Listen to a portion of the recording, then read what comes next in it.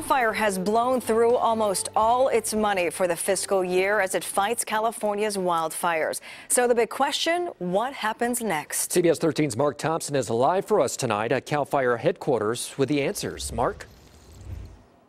Well, Sharon and Curtis, one thing we know is that if fires are burning, CAL FIRE is going to keep fighting. But it appears that once again, the state is going to have to dip into reserve funds and federal reimbursements just to make it through the season.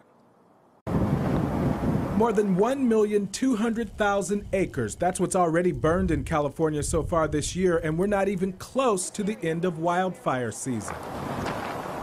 We did allocate money in the budget for these kind of contingencies, and that money is there to do exactly what it's doing. That was Governor Brown a month ago. As for now, CAL FIRE announced this past week that that budget money is nearly gone.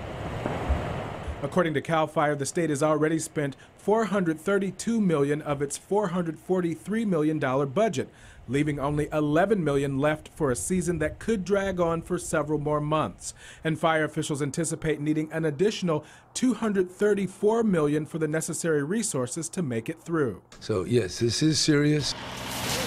CAL FIRE has assembled a force of some 10,500 firefighters, but they're stretched thin across the state, and their job is getting harder. With years of drought, conditions have changed, there's more fuel to burn, and we should expect even longer fire seasons, something CAL FIRE addressed during the peak of the deadly Redding car fire. We call this the new normal in California, and we've seen larger and more destructive fires year over year, and unfortunately this year doesn't look to be any different. Nearly 5,500 wildfires have sparked in California this year.